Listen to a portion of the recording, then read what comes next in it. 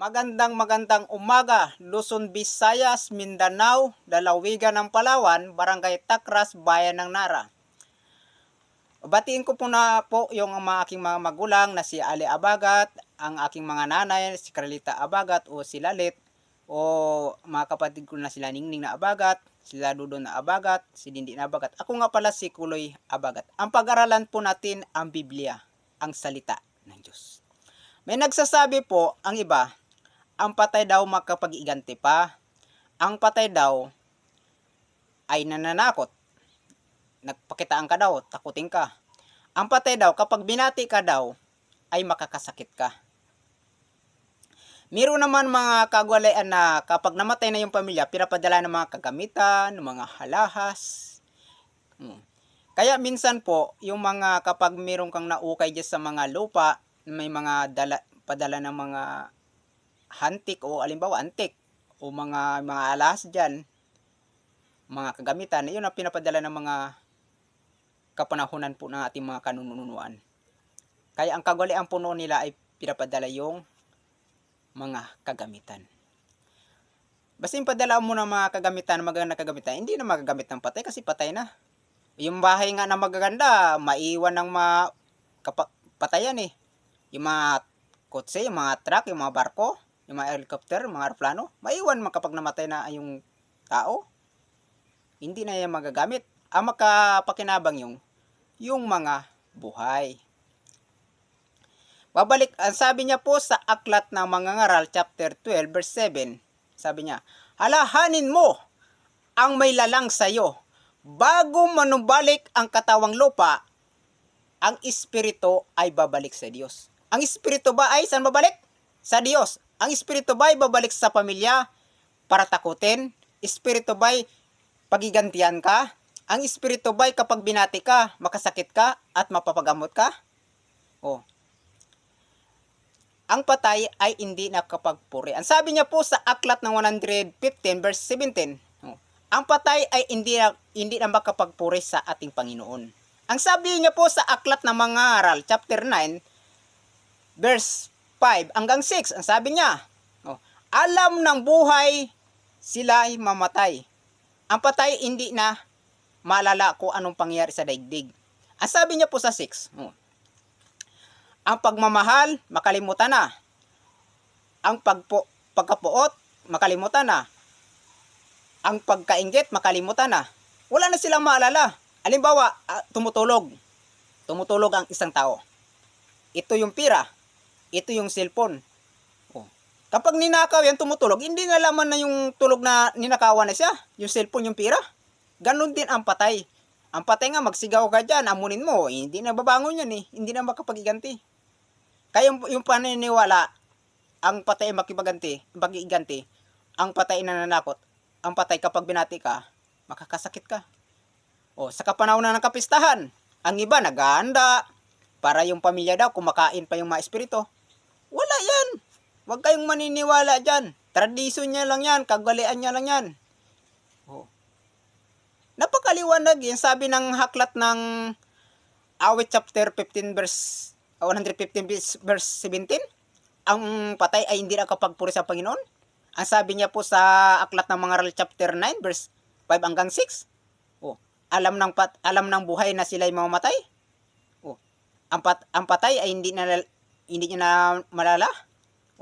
Hanggang sa 6, sabi niya sa 6, alam ng buhay, sabi niya, ang patay ay hindi na mapagmahal. Nakalimutan niya ng pagmahal. Pagkapuot, pagkainggit, makalimutan niya na. Kasi nahihina mo yung patay, hindi na yung makakain.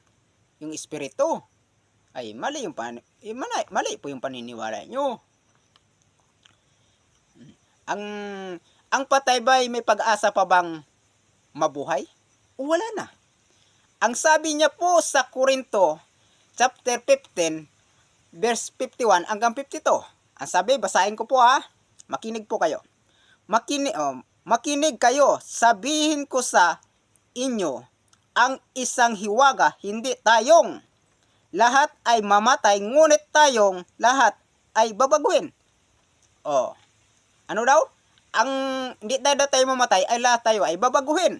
Ang sabi niya po sa 52, sa isang saglit, sa isang kislap, mata, sa uling pagtunog ng mga trompeta, sapagkat ang trompeta ay tutunog at ang mga patay ay mabubuhay at babaguhin.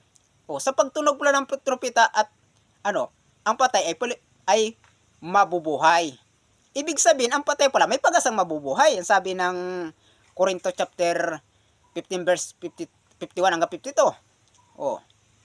Ang patay pala may pag-asa palang mabuhay. Hindi na yung patay, wala nang pag-asa. Ang sabi ng Panginoon dito, babaguhin. Ay wala nang pagkasira. Babaguhin pala tayo ng Panginoon. Ang sabi niya po sa Thessalonica chapter 4 verse 16. Basahin ko po sa inyo para maintindihan nyo. Sapagkat ang Panginoon din ang bababang mula sa langit na may isang sigaw na may tinig ng harkahil at may pakakak ng Diyos, at ang mga patay kay Kristo ay unang mabuhay na magmuli. Napakaliwanag po ang sabi ng Thessalonica chapter 4 verse 16. Ang na kay Kristo, alimbawa na nagpampalatay tayo kay Kristo, naniniwala tayo, sumusunod tayo. Kapag alimbawa namatay tayo, una tayong babaguhin ng Panginoon. Muling tayo'y bubuhay ng Panginoon at babaguhin ng Panginoon. Babalikan po natin sa binasa ko sa Corinto chapter 15 verse 51 hanggang 52. Balikan po natin mga kaibigan para maintindihan po natin. Ang sabi niya po sa 51, makinig kayo at sabihin ko sa inyo ang isang hiwaga na hindi tayong lahat ay mamatay, ngunit tayong lahat ay babaguhin. Sa 52 po, sa isang saglit, sa isang kislap, mata, sa uling pagtunog ng trompeta, sapagkat ang trompeta ay tutunog at ang mga patay ay mabubuhay ang mga patay na walang pagkasira at tayo'y babaguhin. Ang mga patay daw, sa unang pagtunog ng trompeta, ang patay ay mabubuhay. Tayo ay babaguhin sa isang kislap mata. Babaguhin tayo. Halimbawa, yung damit mo ay hindi maganda. Babaguhin tayo ng Panginoon. Napakaganda po ang pangako ng Panginoon. Huwag nating katakutan yung mamatay tayo.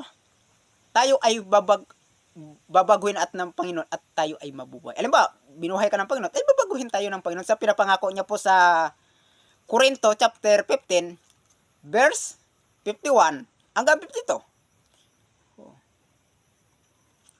Kaya po ang pag-aralan po natin sa pangalawa sa ibang talata, mahalin natin ang ating kahaway, kagaya natin ng sarili. Abangan nyo po, napakaganda po ang ating lecture. Napakaganda. Wag kayo po magsawa sa aking video na manunood. At marami pong salamat at magandang humaga sa inyong lahat.